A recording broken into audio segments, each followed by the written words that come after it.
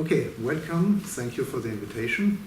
I'll speak about, you see, applications of buffer scratching in two pieces. I will play tomorrow in the evening.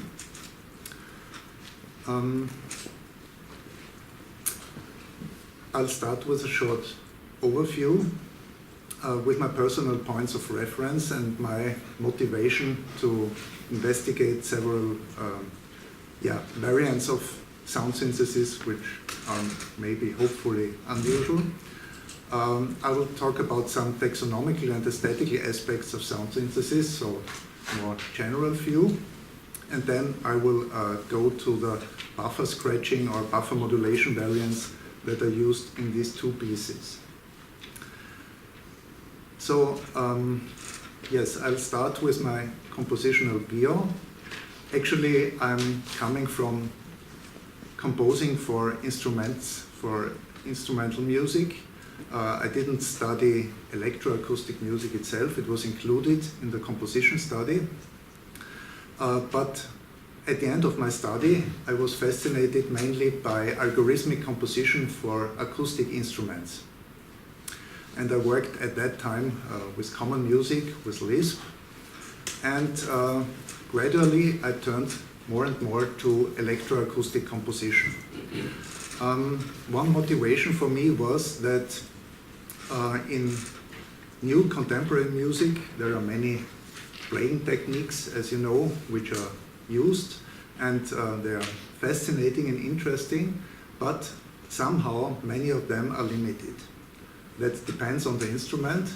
If you think about wind instruments, for example, and the multiphonic sounds, they are limited in the sense that they usually have a certain pitch structure and a certain loudness. You cannot do arbitrary changes of the sound. With string instruments, it's more easy. You can do more changes. But I like the idea to extend the timbre and to change the timbre from the acoustic domain to the electroacoustic domain. And my first tool for this was the use of granular synthesis. So I started the series Locale Orbits, pieces for instruments and multi-channel electronics in 2007. In most of these pieces, I've used granular synthesis and certain variants of granular synthesis. And I like the idea of stretching the sound and changing the pitch and all the kind of timbral variations that most of you are familiar with. Then, yes, if you want to play with these, you have either the possibility to play with the source material if you make buffer granulation, or with the granulation methods. At one point, I wanted to make also this public and did an artistic research project which is called Kitchen Studies, and there I published the source code of the granulation methods used, so you can check that on my website, and if you are using Super Collider, you can follow the code and reproduce pieces, so to speak. You cannot really reproduce them because there are random processes, but in principle. In the year 2017, I would not say that I wanted to stop granular synthesis, but I like to look for something new and started a new series called Matters. Also fixed media pieces for multi-channel electronics, and I wanted to extend the techniques. Some of them still use granular synthesis and variants of granular synthesis, but in the first two pieces I used the methods that I will speak about later on. In the last year, this all was for me linked to the development of Super Collider extensions. I've written a library named Miscellaneous. You can download it from GitHub, or if you're using Super Collider, you can embed it as a Quark.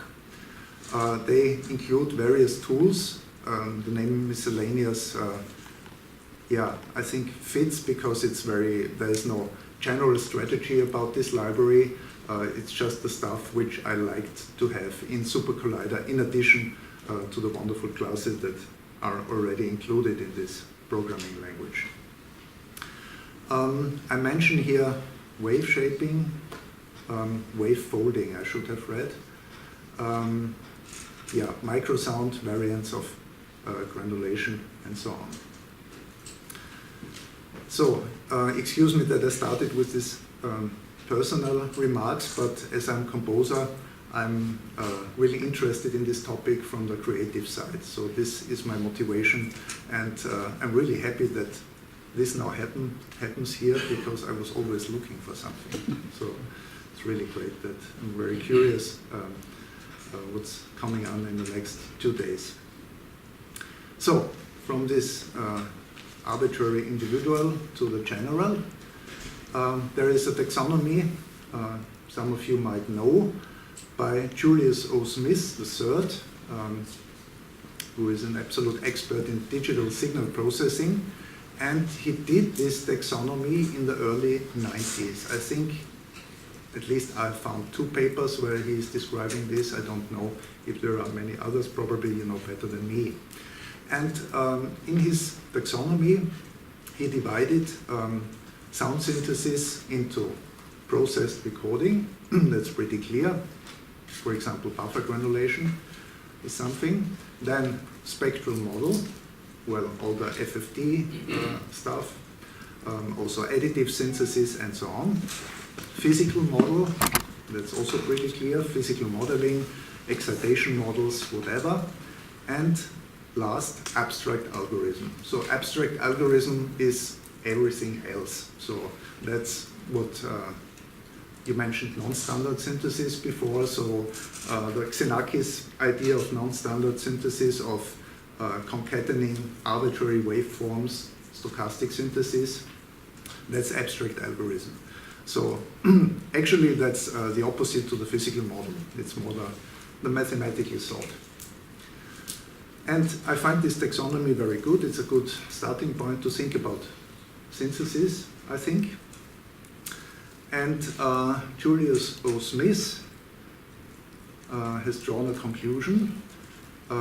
He, which is not so surprising as he's a DSP expert, is favoring the spectral model and the physical model.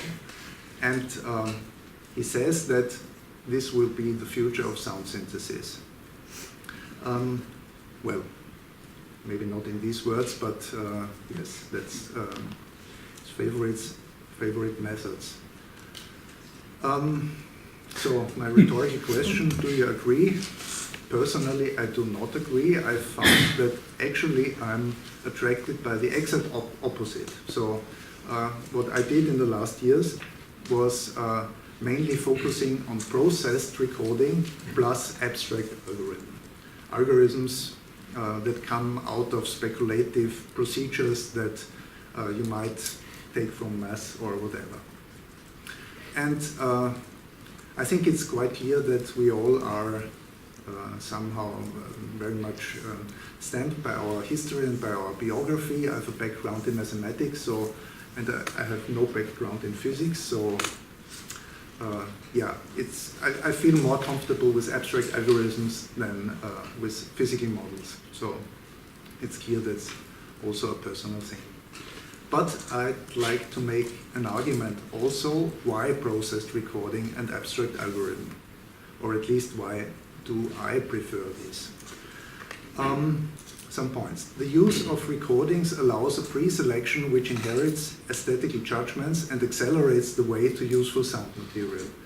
If you think about the possibility or of the space of all possible sounds, most of them are noise and not interesting, but what are the musically interesting sounds? Well, difficult to predict, but at least you have to narrow it somehow. And if you start from recordings, you have at least the chance to narrow to something that attracts you. That's speculative, of course. Then, recorded sounds often provide an appreciated amount of irregularity and opacity, causing a liveliness that is difficult to build into a model. Of course, that's debatable, because you can build in a kind of disturbance into a model. So yes, you can have the irregularity in models also. But often, for example, if you do granulation and you have a recording and you have some complete different sound that you recorded by chance, and this is often nice if you do the granulation, I find. One argument for models is the possibility of mathematical description and analysis, but this is not, or at least not immediately, an aesthetical criterion. So what is an aesthetical criterion? You could also have a long debate on this. I must say that I admire the theory of Theodor Adorno. I think that we are all stamped by our history, and we choose new things in relation to the old things that we know.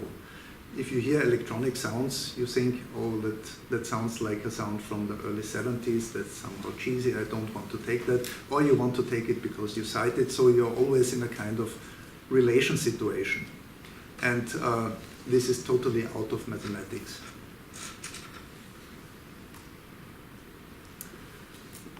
Yes, that's actually, I already explained the next point. Recorded sounds can serve well as a reference point for the dialectic play of attraction and repulsion. This is especially the case for recognizable sounds. That's what I meant.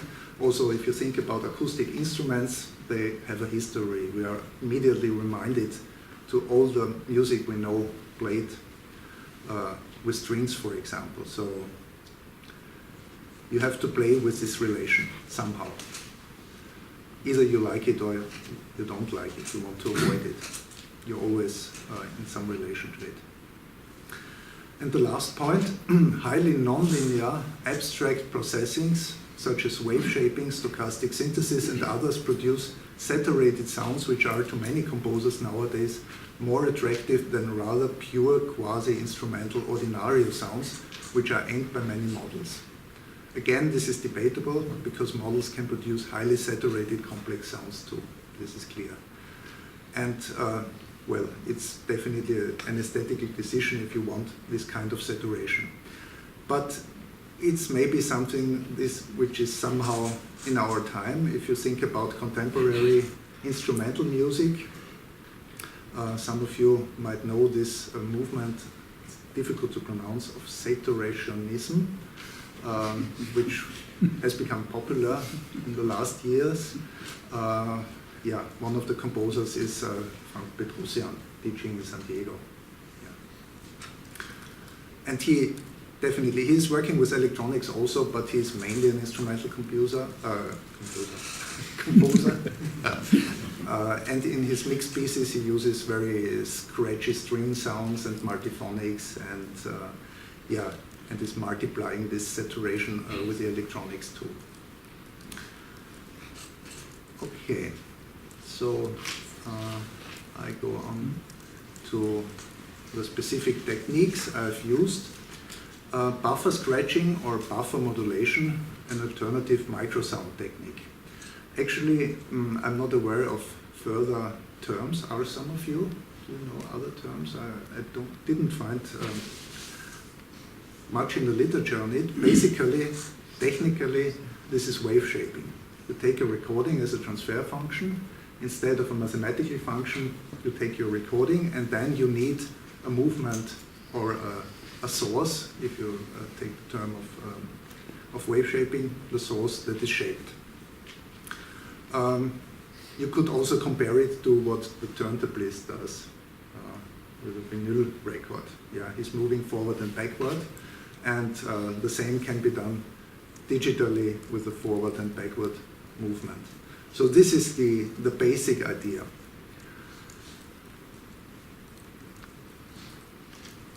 Then, I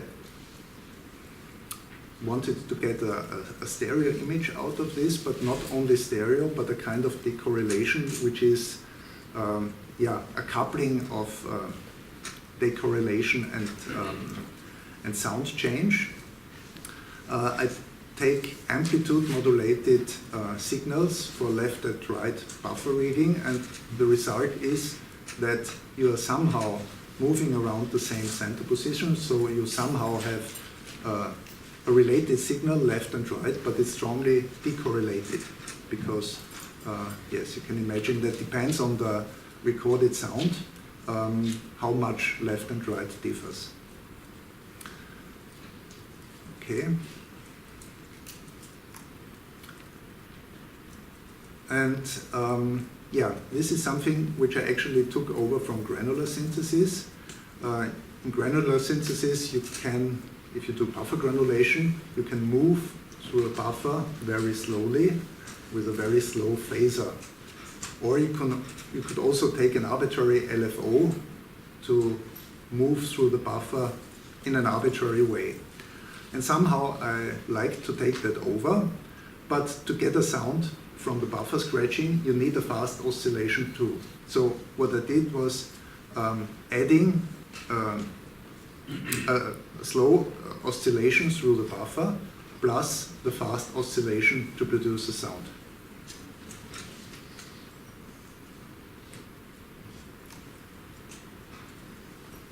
Yes, in these two pieces I have used instrumental sources. In Matters 1 I used a tom-tom sound, short tom-tom sample, and this kind of waveform as a buffer reader. And this waveform I got by wavefolding.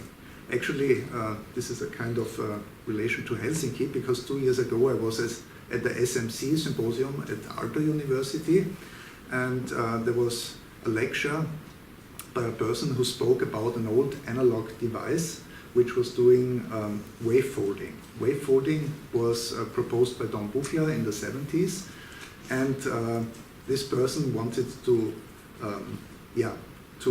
emulate the same kind of wavefolding in the digital domain. Actually, this was not my interest, but it was the trigger for me to experiment with wavefolding, which is quite interesting technique. In Super Collider, some of you might know, there is the fold U-gene, and this fold U-gene makes a sharp wavefolding. So in fact you have aliasing, and this is usually unwanted. So I've written some classes that do a kind of smoothing. Yeah? So you can do smooth wavefolding, and you can do wavefolding as a synthesis technique on its own. So it's, yeah, you can generate, if you take a sine wave and do a wavefolding like this, you have several parameters, for example, the range. So this, the right would be the upper range and the left would be the lower range. And you could dynamically change these ranges, and therefore you get a different spectral image of the sound. So this is more the smooth or the sweet kind of wavefolding if you do it like this. But here I have taken this as a read pointer, which makes a totally different effect. So I play this example.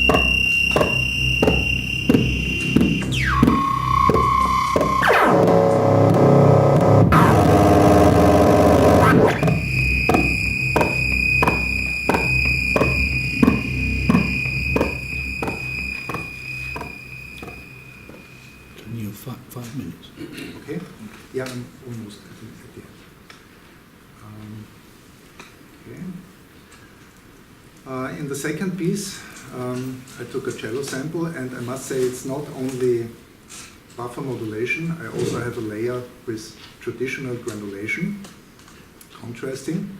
And here I took a folded stochastic waveform. So stochastic waveform was produced for the super collider people. It was produced with a demand env-gen, so a concatenation of different waveforms, and this was folded, and this produces a quite curious waveform, which results in kind of rhythmic modulation.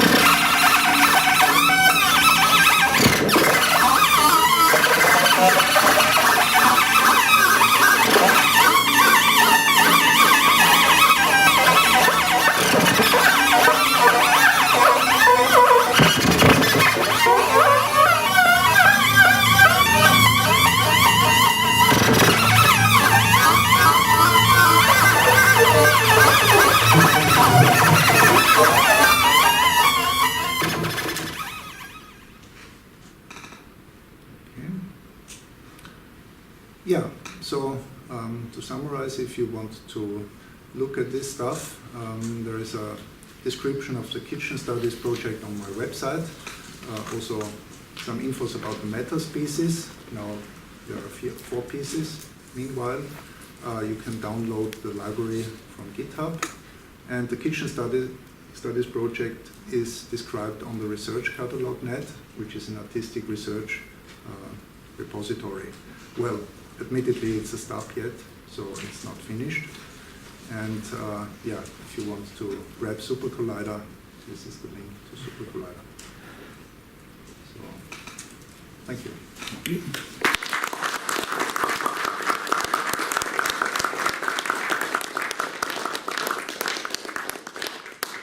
Thank you, Daniel. We got to hear our first sounds in this symposium, so that's a great thing. Thank you very much for that. So we have 5 minutes for questions, and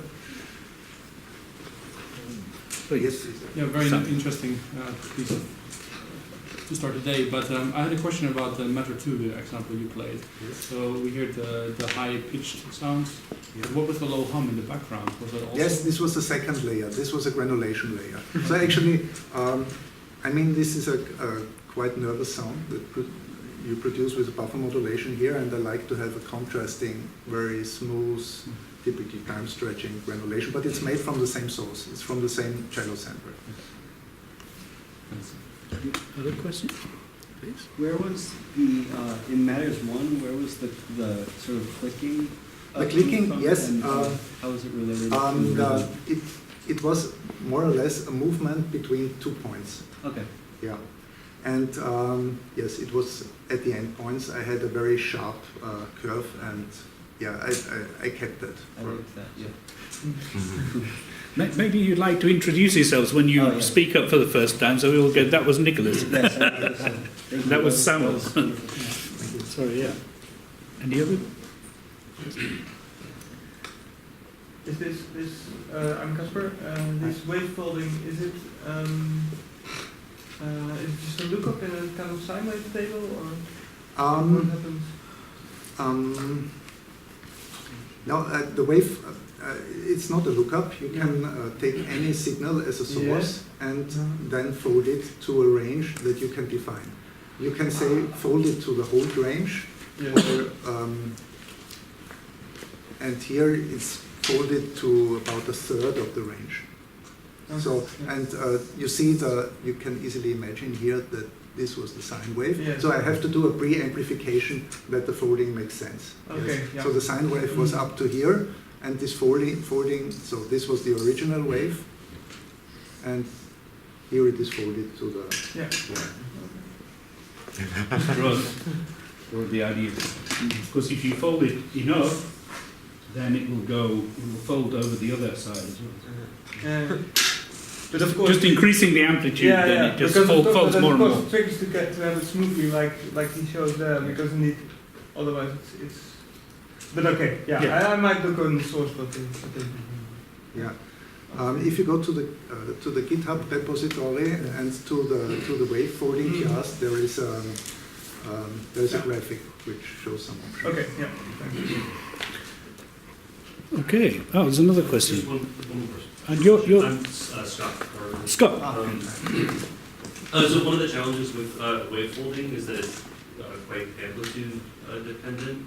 You know, if you sort of don't reach the boundary of your fold, you don't get any temporal change at all. Did you have any strategies for like controlling the amplitude of your sound in order to get particular things, or were you kind of, was this kind of a game of chance, just like letting it sound how it sounded? Well, there was no general strategy. So here I liked that it produced some kind of noise, Mhm. but I can, with a dynamically change of the parameters and a change of the pre-amplification, I can control if I have much noise or not. Yeah.